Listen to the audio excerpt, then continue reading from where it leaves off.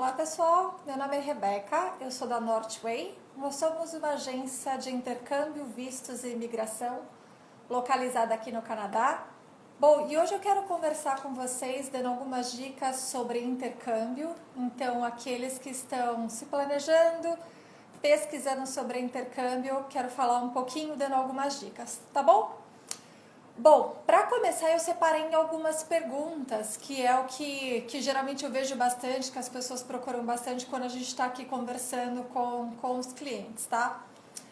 Bom, a primeira coisa que é importante vocês saberem, quanto tempo vocês querem estudar. Então isso vai interferir bastante no planejamento de vocês. Por exemplo, se vocês vierem estudar até 6 meses, o visto emitido vai ser de turista. Então, se você vai fazer a aplicação que você for fazer, vai ser esse visto de turista. Se você for estudar mais de 6 meses, ou seja, mais de 24 semanas, a aplicação vai ser de estudante. Por isso que é muito importante você saber o tempo que você tem, o tempo que você tem interesse em estudar, isso principalmente para aqueles que têm a intenção e sabem que vão estudar por um período maior do que 6 meses. Você pode fazer essa troca de status quando você está aqui. Por exemplo, dá para você entrar aqui com visto de turista e aí sim você trocar para o teu visto de estudante depois. Porém, se você sabe que você vai estudar por um período maior, o meu conselho é realmente que você aplique já do Brasil com o visto de estudante. Isso vai facilitar o seu processo de extensão. Por exemplo, se você for vir assim, se você sabe que você quer estudar um período maior, então assim, é preferível que você aplique para pelo menos 25 semanas, um pouco mais de 24 semanas para você garantir o visto de estudante.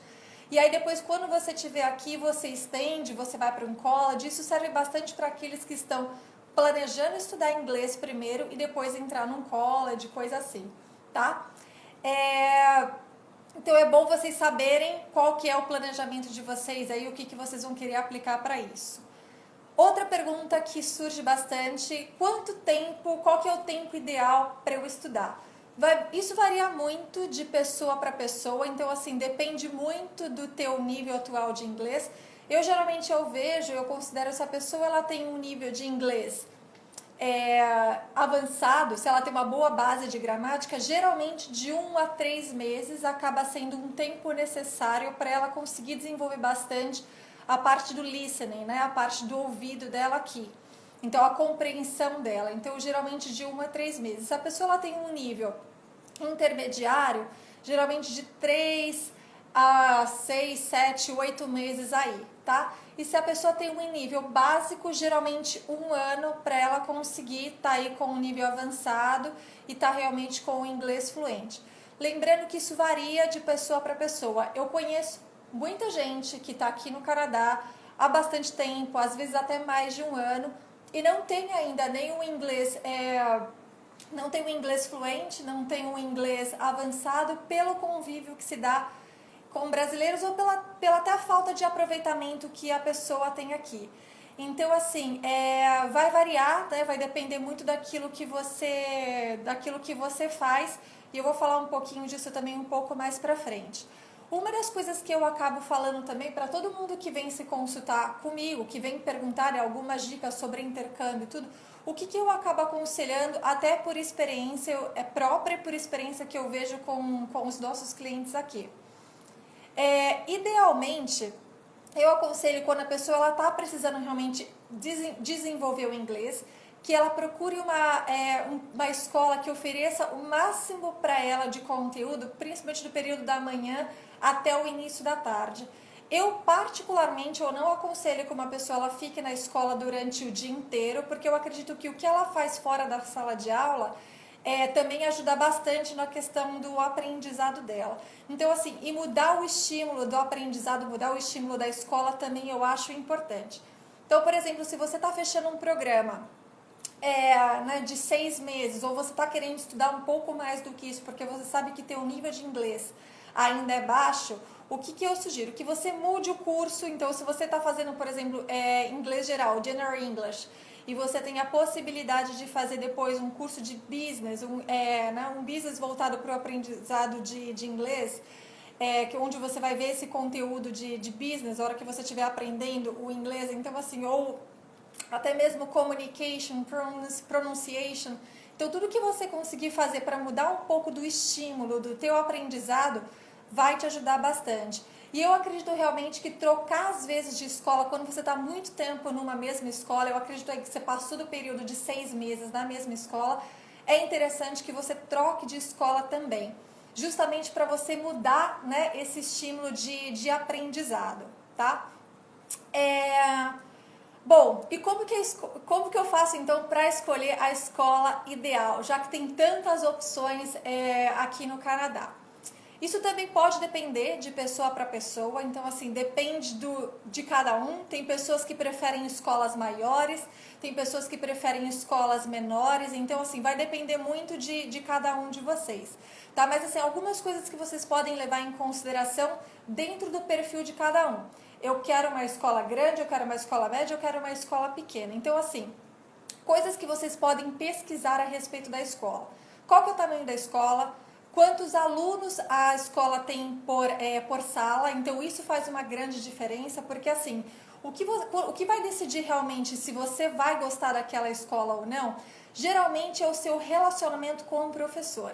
Então se você tem a possibilidade de estar mais perto do teu professor, a chance de você gostar da escola vai ser maior.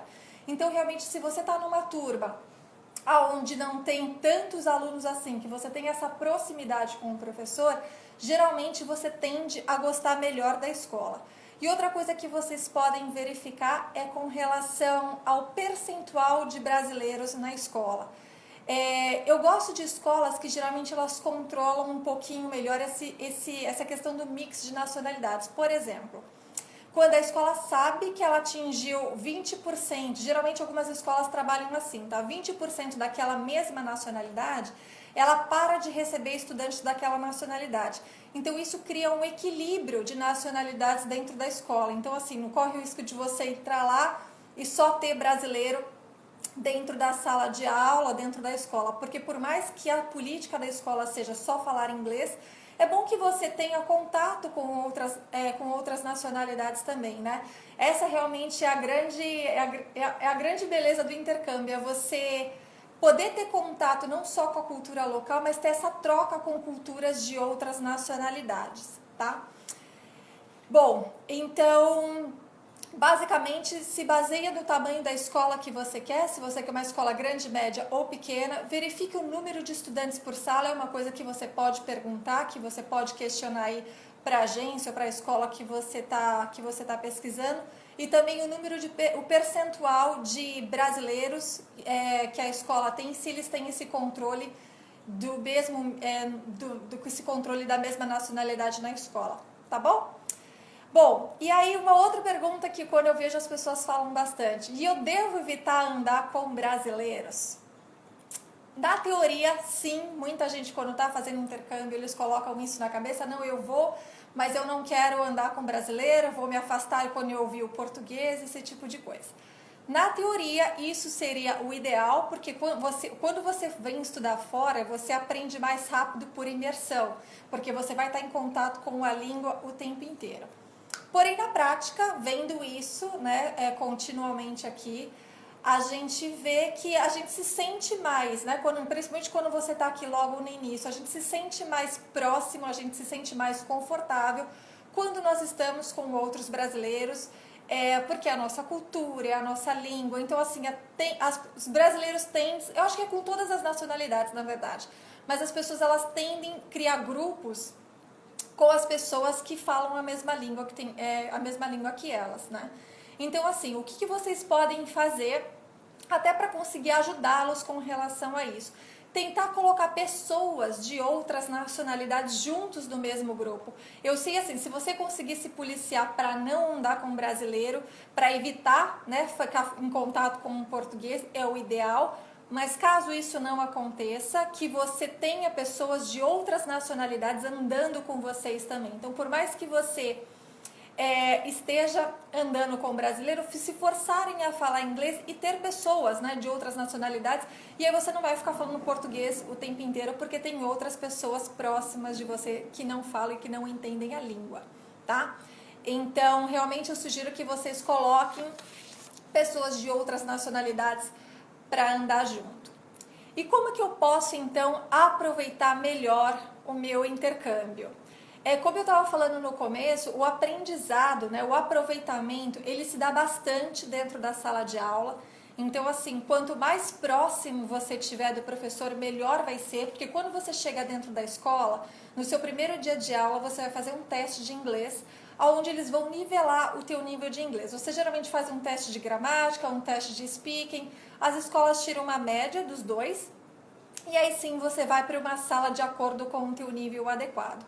Porém, é muito comum que você, né, que tenha uma diferença, por exemplo, do teu nível atual. Talvez você não foi tão bem no teste, mas você tem um inglês melhor do que foi apresentado, esse tipo de coisa. Quando você tem o contato com o professor, fica muito mais fácil do professor identificar o teu nível atual. Então, assim, tentar participar das aulas, tentar estar mais próximo, assim, sabe? Realmente isso vai fazer uma diferença para você conseguir desenvolver melhor o teu intercâmbio. E uma das coisas que eu sempre falo, ir para a escola é super importante para te dar uma base de gramática, principalmente para aqueles que não têm. Tá aí esse contato com professores nativos, pessoas que têm o inglês como primeira língua. Mas ao mesmo tempo, aquilo que você faz fora da sala de aula é fundamental. Então, por exemplo, o tempo que você está dentro de um transporte público, de você ler um livro, de você assistir televisão, de você estar em contato com pessoas que falam realmente o idioma. Quando você está em contato com estudantes, te ajuda, né? Você vai estar falando o inglês, mas muitas vezes estudante falando com estudante, um às vezes não vai corrigir o outro, ou os dois vão estar falando alguma coisa errada sem perceber. Mas é importante que vocês estejam preparando o ouvido de vocês enquanto vocês estiverem aqui. Né? Então, por exemplo, vai para uma loja, pergunta, mesmo que você não esteja interessado em comprar, mas vai, pergunta, tira dúvida. Tentem estar em contato realmente com pessoas que falam inglês. Isso com certeza vai ajudar bastante no aproveitamento de vocês. Então, assim, o que vocês fazem fora da sala de aula, ela tem um peso muito grande. Por exemplo, não vou andar com brasileiros. Eu já vi muito caso assim de pessoas que falam, eu não vou andar com brasileiro. Mas aí sai da escola e fica no Skype falando português com a família, com os amigos o tempo inteiro. É a mesma coisa. Então, aquilo que você faz fora da sala de aula, você ir para um Starbucks, você pedir um café, você tá em contato com pessoas na rua. Eu fazia isso. A primeira vez que eu fiz intercâmbio, eu fiz bastante isso, né? Eu parava alguém do meu lado, eu puxava assunto porque eu queria treinar. Por mais que eu não estivesse falando alguma coisa certa, era isso que eu queria fazer. Eu queria poder treinar, eu queria treinar o ouvido, falar um pouquinho. E tem algumas coisas que você se acostuma a falar e você vê que você vai melhorando. Então, aquilo que você viu dentro da escola, você começa a ver, é isso que está querendo dizer, porque você está vivenciando aquilo. Então, realmente, assim, tenta se forçar a fazer atividades fora, né, da sala de aula. Tem um site muito conhecido também aqui, que chama Meetup. E nesse site, as pessoas elas se reúnem com diferentes propósitos. Então, assim, tem pessoas que gostam de academia, que vão correr. Então, esse grupo se reúne e dá de tudo, tá? Então, dá todos os tipos de pessoas. Então, as pessoas elas se reúnem com um interesse em comum. Pessoas que gostam de café se reúnem em uma cafeteria e vão lá falar sobre café. Enfim, é uma forma de você treinar o inglês. Tem também meetup de estudante internacional. Então, tem alguns lugares, né, alguns pontos nas cidades, isso em várias cidades do Canadá, onde existe isso. Onde as pessoas elas vão para poder treinar o inglês, para conhecer pessoas novas, esse tipo de coisa. Então, esteja aberto para isso. E uma dica até que eu dou para aqueles que estão vindo em casal, tá? Se você está vindo estudar inglês com o teu cônjuge, com o teu parceiro, com a tua parceira, o ideal e o que eu sempre aconselho também é que vocês não fiquem na mesma escola. Por quê? Aquele que fala melhor geralmente vai tomar a frente daquele que fala menos. Então, aquele que está precisando desenvolver o inglês vai ficar sempre escorado naquele que fala melhor. Então, é importante se colocar numa situação, sair um pouco da zona de conforto e se colocar numa situação de desafio, sabe? Na qual você vai poder realmente colocar à prova o inglês, aquilo que você tem aprendido aqui. Eu acho que é até uma oportunidade até de você poder fazer novos amigos, de você poder falar mais com as pessoas. Então eu realmente aconselho que se você estiver vindo em casal, que vocês escolham escolas diferentes. Eu acho que isso vai dar um peso e uma importância melhor no aprendizado e no aproveitamento de vocês, tá bom? Outra coisa relacionada ao intercâmbio que eu queria falar com vocês é com relação à acomodação. Devo escolher a homestay? Devo escolher uma residência estudantil? Devo alugar um apartamento? O que é melhor fazer? Por experiência do que a gente tem visto aqui, o que eu acredito que seja melhor fazer é realmente você optar ou por uma residência estudantil ou por uma homestay, mas que tenha uma empresa, a agência, a escola, uma empresa idônea responsável por trás. Então, assim, vai do teu perfil, daquilo que você quer. A vantagem da homestay, eu enxergo que é você não ter que se preocupar com detalhes, por exemplo, aonde eu vou comprar a minha comida, sendo que eu não conheço a cidade direito. Como que eu vou fazer para lavar minha roupa? Quando você não conhece a cidade, fica mais difícil de você conseguir identificar quais são os melhores lugares para você ir. E isso na homestay você vai ter. Então, pelo menos nas 4 primeiras semanas, eu indico que a pessoa ela fique na homestay, não só pelo contato com o idioma que a pessoa vai ter, mas eu acho que por essa facilidade, até você se acostumar um pouco com o ritmo da cidade. E a residência estudantil também é uma opção, onde você vai ter pessoas que vão estar na mesma escola que você, e aí você vai poder estar mais aberto para poder fazer amizades e você poder estar treinando o inglês também. Mas só que muitas das vezes, a maioria das escolas que oferecem residência estudantil não oferece alimentação e você teria que ser responsável por encontrar o lugar ideal aí para você fazer sua compra, né? Para você fazer aí o shopping para você conseguir realizar suas refeições, tá? Se você não está disposto a ficar comendo fora o tempo inteiro. Uma das coisas que eu não aconselho de jeito nenhum, e eu já vi muita fraude acontecer nesse sentido, são pessoas que fecham apartamento, locação de quarto ou apartamento à distância. Então, ou olha no Facebook, ou olha nessas comunidades que tem aí, né? Por exemplo, ou sites como Craigslist, onde as pessoas elas veem apartamento disponível, às vezes está em contato com a pessoa pede um depósito para poder segurar a vaga e aí pode ser fraude, né? Então, assim, uma das coisas que eu não aconselho, não fechar nada com pessoa física à distância, não pagar depósito. Uma porque as fotos podem enganar, pode ser não aquilo que o lugar pode ser não aquilo que você está esperando. Pode não existir o apartamento. Tem uma coisa que é bem comum que acontece aqui no Craigslist, que eu vi até quando eu mudei para cá, aqui para Vancouver, e eu vi até com uma certa frequência, depois falando com outras pessoas, elas passaram exatamente pela mesma situação. Quando você perceber que tem valores, né? Por exemplo, um apartamento que você está olhando na internet, super legal, isso serve até para quem está aqui, já para quem já está no Canadá e está procurando um apartamento.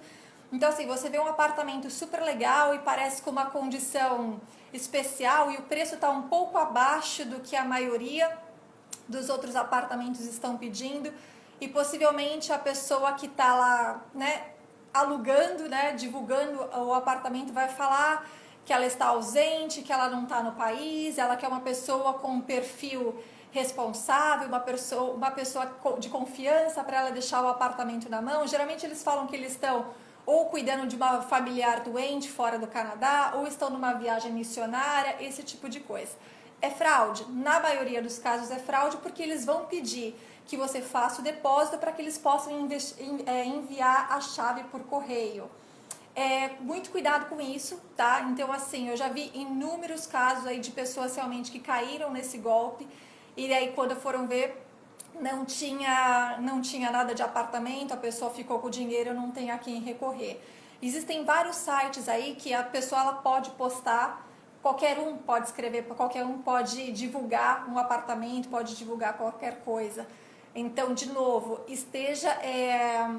certifique-se de que tem uma empresa idônea por trás para realmente você conseguir, né, fazer tudo de uma boa e não correr nenhum risco de passar por nenhuma fraude ou algo parecido, tá? Outra coisa que eu queria falar com vocês é com relação ao seguro saúde. As pessoas elas questionam muito, né? Isso daí, a questão do seguro-saúde é obrigatório. Quando você estiver estudando, você tem que ter o seguro-saúde, a escola vai pedir que você tenha, mas fica ao teu critério fechar com a escola, fechar com a agência ou fechar com qualquer outra seguradora vinda do Brasil, por exemplo. Tem pessoas que estão vindo aqui somente por um período de férias e o cartão de crédito cobre. Desde que você consiga comprovar que você está coberto, né, para você ficar aqui durante o seu período de estudo, você pode usar o seguro-saúde que for, tá? Outra coisa que as pessoas falam bastante é com relação à passagem aérea. Devo comprar antes, não compro antes, o que eu faço? Bom, a maioria das pessoas também, elas esperam ter o visto em mãos para poder comprar a passagem aérea, porque comprar a passagem não é garantia de sair o visto. Então, a maioria delas prefere garantir o visto em mãos e aí sim comprar a passagem. Mas assim, de novo, varia de cada um para cada um. Então, assim, dependendo da operadora, né, da companhia aérea que você estiver comprando, se você conseguir transferir o crédito depois, então assim, pode ser uma possibilidade, tá? E outra coisa que as pessoas ficam bastante na dúvida: compro a passagem de volta logo de cara ou não? Porque tem muita gente que vai ficar aqui mais tempo, vai estudar mais de um ano, ou vai estudar tipo 2 anos e fica incerto se compra a passagem de volta ou não. Uma das coisas que realmente uma dica que eu dou para vocês, se vocês vão ficar pouco tempo, sim, é super importante que vocês tenham uma passagem de volta em mãos. E eu já vi de tudo. Então, assim, fica muito a critério do agente de imigração quando vocês chegarem no aeroporto, quando vocês passarem pela imigração. Eu já vi agente de imigração que nunca pediu passagem aérea de volta, então assim, a pessoa passou, mostrou os documentos, tudo e não precisou mostrar passagem nenhuma. Eu já vi casos que o agente pediu sim a passagem aérea, falando, se você vai ficar só 3 meses, cadê sua passagem de volta? E eu já vi casos que o agente de imigração pediu que a pessoa comprasse a passagem de volta na hora porque ela não tinha. Então, assim, não é uma regra, mas vai depender muito do agente de imigração. Aconselhável é que você tenha, sim, essa passagem de volta junto com você, mas, de novo, se o seu período do curso ele for mais extenso, fica mais claro que você não necessariamente precisa ter aquela passagem de volta logo de cara, tá? Lembrando que quando você estiver passando pela imigração, não necessariamente quando você chega no Canadá, não significa que você não é porque você conseguir seu visto que você vai tenha total permanência de ficar aqui, tá? Então assim, quando você vai passar, quando você chegar no aeroporto, você vai passar por uma entrevista com um agente de imigração, onde ele vai te perguntar o que você vai fazer aqui, você vai comprovar todos os seus documentos. Então tenha em mãos a carta da escola, tenha em mãos o endereço que você vai ficar, o seguro-saúde contratado. Então já mantenha isso, todos esses documentos fáceis, junto com o seu passaporte. Se você tiver uma carta convite de alguém, se você está vindo ficar na casa de alguém, também mantenha essa carta junto com você, junto com os seus documentos. Não se preocupem se você não fala inglês, eles estão acostumados, eles lidam com estudante internacional diariamente, centenas e milhares de pessoas aí, então assim, eles sabem, né, eles entendem muito bem como que funciona essa questão do processo. Respondam aquilo que eles perguntarem para vocês, não tentem falar demais, tá? Então assim, tenta responder apenas aquilo que eles estão perguntando e tenham a prova de tudo, tenham todos os documentos em mãos, que aí sim vocês vão evitar qualquer problema com relação a isso, tá? E aí, quando que eu devo então aplicar para o visto? Já tenho a carta da escola, quando que eu devo aplicar? Esse processo de aplicação de visto, ele pode variar, tá? Então, assim, depende da demanda do consulado. Então, por exemplo, se você estiver aplicando para um visto de turista, hoje em dia pode demorar em torno de 30 dias aproximadamente, tá? Mas tem épocas, quando em baixa temporada, pode ser que o visto saia em 10 dias, uma semana. Então, assim, depende da demanda de trabalho do consulado. E com relação à aplicação do visto de estudante, é a mesma coisa. Como varia de acordo com a demanda, hoje em dia tem demorado em torno de 8 semanas, mas pode ser que demore menos tempo para sair, dependendo da tua época de aplicação. Geralmente, quando você aplica para a escola, escola de inglês e Career Colleges, eles são um pouco mais rápidos para te emitir a carta de aceitação da escola, que é um documento fundamental, mesmo que você esteja aplicando através de um visto de turista. Se a sua intenção é estudar, a carta de aceitação da escola, ela é super importante mostrar sim, tá? Então, assim, é importante que vocês realmente apliquem dentro do prazo daquilo que vocês vão vir fazer aqui. Então, só se organizem com isso para vocês não correrem nenhum risco aí de vocês atrasarem o início das aulas. E se vocês, então, como eu falei, a escola do ESL, né, a escola de inglês e Career College, eles são um pouco mais rápidos, então fica mais fácil de vocês conseguirem controlar o prazo de vocês aplicarem para o visto. Mas o colleges, geralmente, eles demoram para dar resposta, pode demorar de 4 a 8 semanas para dar uma resposta, sair a carta de aceitação. E eu sugiro a aplicação de um college para pelo menos 6 meses antes do início das aulas, aí a aplicação no college, para realmente poder dar tempo de receber a carta, de você aplicar para o visto e não correr nenhum atraso, tá? Escola de inglês é um pouco mais fácil, como eu mencionei, e aí vocês conseguem programar com antecedência. Se o prazo está em média de 30 dias, aplica aí com pelo menos 2 meses antes para você não correr nenhum risco de atrasar os seus documentos, tá bom? Falando de novo sobre o aeroporto, quando vocês chegarem no aeroporto, como eu falei, vocês vão falar com o agente de imigração, vocês vão mostrar todos os documentos para eles. E se você tiver com a permissão, né, se você estiver aplicando para o visto de estudante, você vai receber um permit, né, que é um papel, vou mostrar, mais ou menos como esse daqui, aonde você vai pegar direto no aeroporto. Então, se você vai estudar, se você está aplicando para um visto de estudo, para um visto de trabalho, você vai pegar 2 documentos como esse, tá? São documentos aqui que vai mostrar o seu tempo de permanência aqui no Canadá. O visto vai ser emitido de acordo com o seu tempo de estudo. Então, aquilo que mostrar na sua carta de aceitação da escola, é isso mais ou menos que você vai ter de período de permanência aqui, tá? Se você vier como turista, você geralmente também fica a critério do agente de imigração. Já vi poucos casos, mas assim, pode acontecer realmente. Na teoria, você tem 6 meses para ficar aqui, depois quando você cruza a fronteira, mas pode ser que o agente de imigração, por qualquer motivo, te dê menos tempo ou questione aquilo que você for fazer aqui ou não. Ele vai carimbar o teu passaporte e a partir daquela data você conta 6 meses, que é o tempo que você tem para ficar aqui direto. Tá bom? Bom, eu quis passar um briefing aí para vocês, né, se situarem um pouquinho com relação ao processo de intercâmbio, o que é importante vocês levarem em consideração na hora que vocês estiverem fazendo a pesquisa e aquilo que vocês vão passar no processo do aeroporto, na aplicação de visto, esse tipo de coisa. Lembrando que, se você estiver vindo com visto de turista, você pode sim mudar seu status estando dentro do Canadá sem precisar retornar para o Brasil. Você pode mudar seu status estando aqui. A sua documentação vai para fora e você fica aqui e você tá legal.